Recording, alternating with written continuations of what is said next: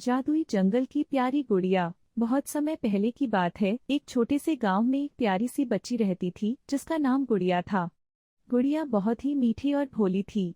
उसकी बड़ी बड़ी आंखें और गुलाबी गाल सबका दिल जीत लेते थे।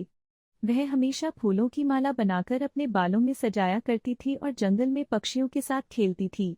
एक दिन गुड़िया जंगल में घूमने गई। वह अपने साथ अपनी छोटी गुड़िया भी ले गई जिसे वह सबसे ज्यादा प्यार करती थी। जंगल में खेलते खेलते वह एक अजीब सी चमकती हुई झील के पास पहुंची। झील का पानी नीला और पारदर्शी था और उसमें सतरंगी मछलियां तैर रही थीं। गुड़िया ने झील के पास बैठकर अपनी गुड़िया को गोद में रखा और झील के पानी में अपनी उंगलियां डुबो दी। जैसे ही उसकी उंगलियां पानी को छुईं, झील में एक जादुई परी प्रकट हो गई।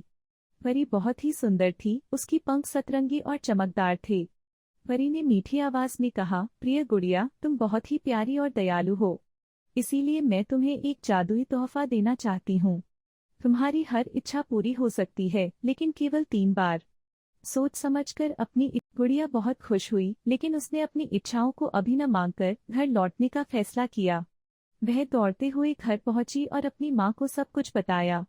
उसकी माँ ने उसे समझाया कि उसे अपनी इच्छाओं का उपयोग केवल तब करना चाहिए जब वह किसी की मदद करना चाहती हो।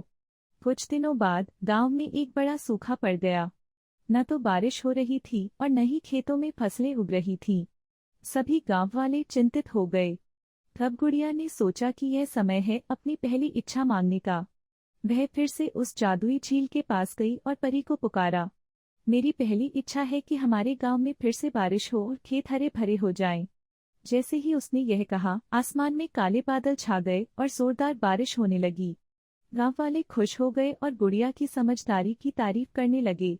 कुछ समय बाद गांव में एक गरीब परिवार आया जिनके पास रहने के लिए घर नहीं था। गुड़िया ने सोचा कि यह उसकी दूसरी इच्छा मांगने का समय है। वह फिर से परी को पुकारने के लिए झील के पास गई। मेरी दूसरी इच्छा है कि उस गरीब परिवार के लिए एक सुंदर घर बन जाए।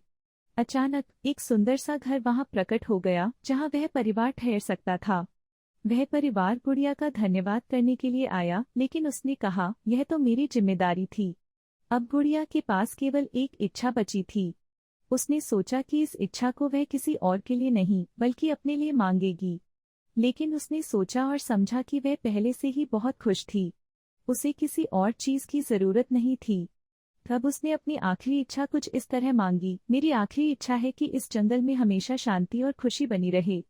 सभी लोग यहाँ हंसी खुशी रहें। परी ने उसकी इच्छा पूरी कर दी और कहा, तुमने बहुत समझदारी दिखाई गुड़िया। तुम्हारा दिल सचमुच बहुत प्यारा है। तुम्हारी अच्छाई हमेशा बनी रहेगी। इसके बाद गुड़िया ने अपनी सारी उम्र उस जादुई जंगल में बिताई और वह हमेशा खुश रहती थी।